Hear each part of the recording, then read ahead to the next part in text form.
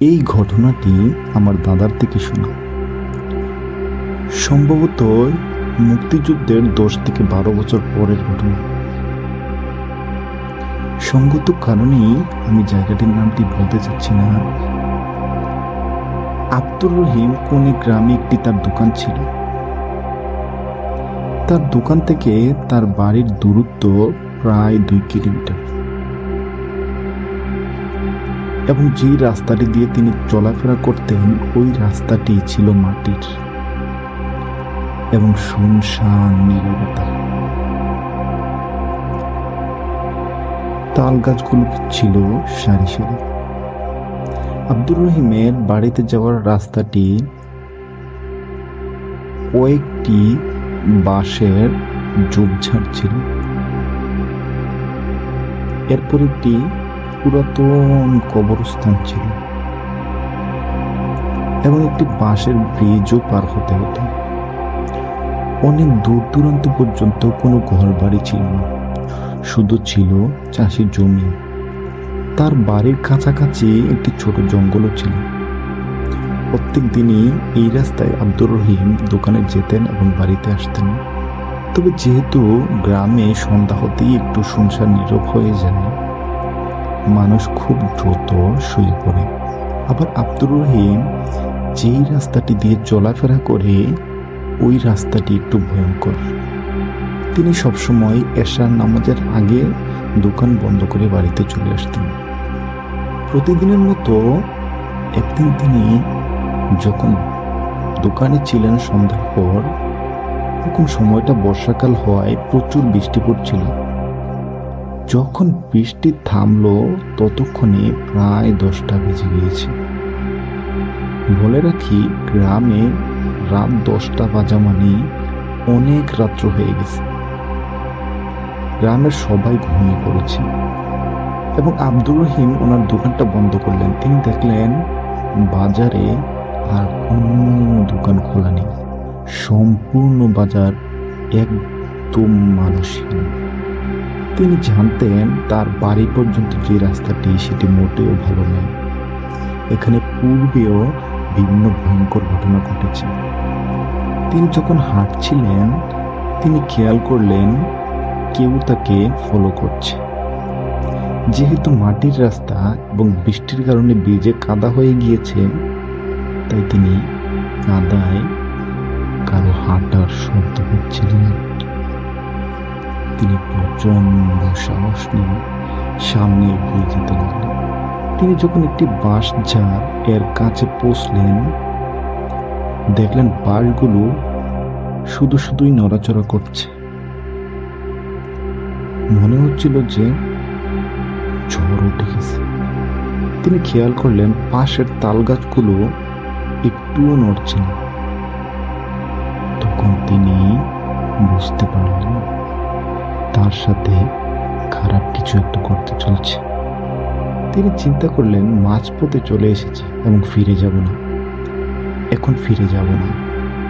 সামনের দিকে যেতে থাকি, দেখা যাক কি হয়। তিনি দোয়া পড়তে লাগলেন। তিনি দোয়া পড়তে পড়তে এগিয়ে যেতে লাগলেন। তিনি হাঁটতে হাঁটতে যখন কবরস্থানটির পাশে চলে আসলেন, তিনি দেখলেন ধবধবে সাদা একটি বিড়াল দাঁড়িয়ে আছে। বিড়ালটি স্বাভাবিকের চেয়ে একটু বড়। যেহেতু তিনি রাতে চলাফেরা করতে অভ্যস্ত, তিনি বুঝতে পারলেন যে এটা স্বাভাবিক কিছু নয়। তবুও তিনি সাহস দেখিয়ে পাশ কাটিয়ে চলে যাচ্ছিলেন। কিন্তু বিড়ালটি নাছোড়বান্দা, তাকে ছাড়তেই যাচ্ছিল না। সে তার পায়ের সামনে দিয়ে পথে বাধা হচ্ছিল। মনে হচ্ছিল যে বিড়ালটি খুব ক্ষুধার্ত। তিনি তবুও পাশ কাটিয়ে যেতে চাচ্ছিলেন, কিন্তু বিড়ালটি তাকে যেতে দিচ্ছিল না। বিড়ালটি তার পায়ের সাথে একদমই লেগে রয়েছে, যেন সে হাঁটতে না পারে। আব্দুর রহিম এক পর্যায়ে প্রচন্ড বিরক্ত হলেন। তিনি বিরক্ত হয়ে বিড়ালটিকে লাথি মারলেন। বিড়ালটি কিছু দূর গিয়ে আগুনের স্ফুলিঙ্গ হয়ে ছিটকে পড়ল। আব্দুর রহিম দেখলেন যে প্রত্যেকটা আগুনের ফুলকি থেকে এক একটি বিড়াল তার দিকে দৌড়ে আসছে। যেহেতু বিড়ালটি সামনের দিক থেকে আসছে, তাই তিনি আবার পেছন দিকে দৌড়াতে লাগলেন এবং তিনি দৌড়াতে দৌড়াতে আবার বাজারে গিয়ে পৌঁছলেন। তিনি পাশের কয়েকটি দোকানদারকে ঘুম থেকে জাগিয়ে তুললেন এবং ঘটনা সম্বন্ধে বললেন, এবং কেউ তার সাথে ঘটনা শুনে যেতে রাজি হচ্ছিল। আবারও মেঘাচ্ছন্ন রাত, বর্ষাকাল, বরঞ্চ তারা বলছিল তুমি আমাদের সাথে থেকে যাও। এতে সমস্যা হলো, আব্দুর রহিম সমস্যা মনে করলেন পরিবারের মানুষ তাকে খুঁজতে খুঁজতে আবার বাজার পর্যন্ত চলে আসলে তাদেরও সমস্যা হতে পারে। তাই তিনি চিন্তা করলেন, না, আমাকে বাড়িতেই যেতে হবে। পরে সকলে মিলে একটি রিক্সার ড্রাইভারকে ঘটনাটি সম্বন্ধে না জানিয়ে ভাড়া বেশি বাড়িয়ে দেওয়ার লোভ দেখিয়ে রাজি করানো হয় এবং বলা হলো, যদি কোনো সমস্যা হয় তুমি ওনার বাড়িতে থেকে যাও। আব্দুর রহিম এবং রিক্সার ড্রাইভার এবার রওনা দিলেন আব্দুর রহিমের বাড়ির দিকে। এবার আব্দুর রহিম বিভিন্ন দোয়া পড়ে তার শরীরটি বন্ধ করে রেখেছেন।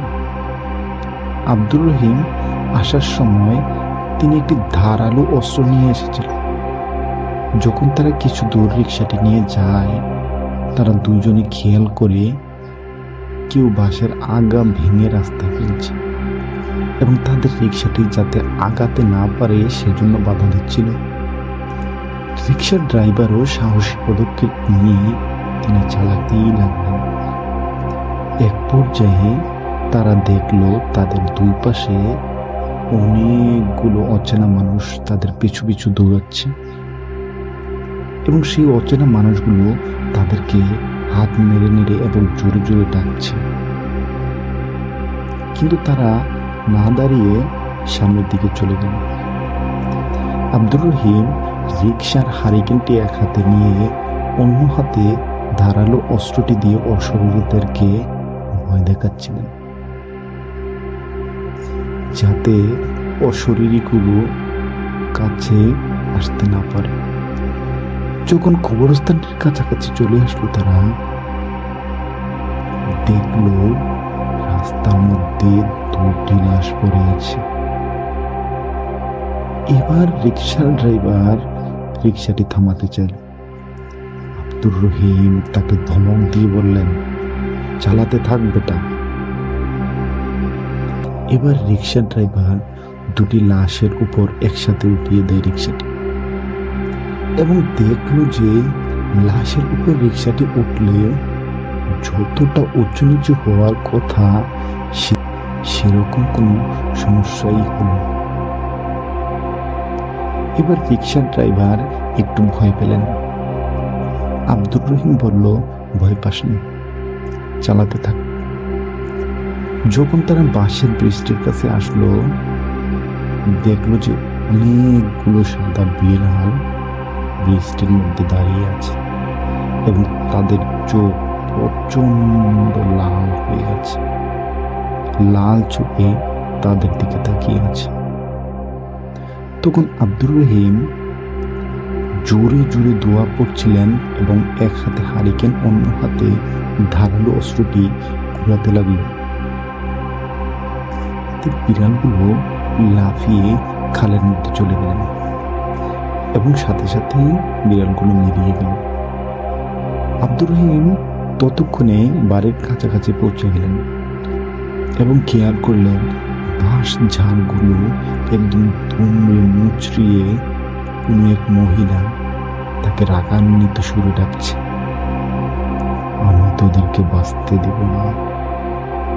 ততক্ষণে তারা একটু সামনে এগুতেই দেখলো 3 থেকে 4 জন মানুষ হারিকেন নিয়ে তাদের দিকে আসছে এবং কাছে এসে আব্দুর রহিম দেখলো যারা হারিকেনটি নিয়ে এসেছে তারা তার বাড়ির মানুষ, তাকে খুঁজতে বেরিয়েছে এবং যখন তারা এই ঘটনাটি শুনলো, তারা রিক্সাওয়ালাকে বলল, আজকে ফেরত যাওয়ার দরকার নেই, আপনি আমাদের সাথেই থেকে যান।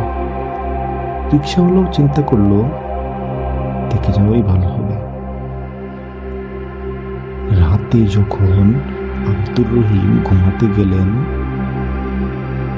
তিনি শুনতে পেলেন কেউ তাকে করুণ সুরে ডাকছে। কখনো একটি বাচ্চা মেয়ে তাকে ডাকছে, আবার কখনো একটি মহিলা ওনাকে ডাকছে বাহিরে আসার জন্য। কিন্তু তিনি উঠলেন না। এবং যখন সকাল হয়ে গেল, তিনি দেখলেন পাশ থেকে কোথাও থেকে প্রচুর মানুষের কান্নার আওয়াজ শোনা যাচ্ছিল।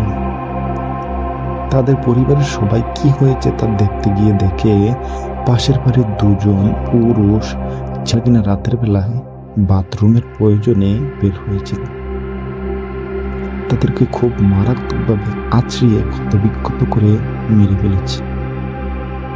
তিনি তৎক্ষণাৎ কারোর সাথে ওই ঘটনাটি আর বলেননি। পরে তার দুই ভাই মিলে রিক্সাওয়ালাকে তার বাড়ি পৌঁছে দিলেন এবং তিনি 2-3 দিন যাবৎ আর দোকানে গেলেন না। তিনি বাড়িতেই থেকে গেলেন এবং প্রতি রাতে কেউ তাকে ডাকত, কখনো তার আত্মীয় স্বজনের কণ্ঠে, আবার কখনো পাড়া প্রতিবেশীদের কারোর কণ্ঠে। কিন্তু তিনি প্রতিবারই সে ডাকে কোনো সাড়া দেননি এবং ঘর থেকেও কখনো বের হননি।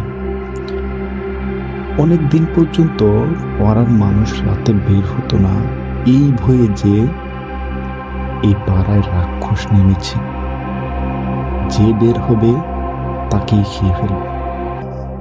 কিছুদিন পর আব্দুর রহিম বিভিন্ন হুজুরের সাথে বিষয়টি নিয়ে কথা বলে এবং তারা তাকে বিভিন্ন উপায় বলে দেয় এবং ঝাড়ফুঁক করে তাবিজ দিয়ে দেয়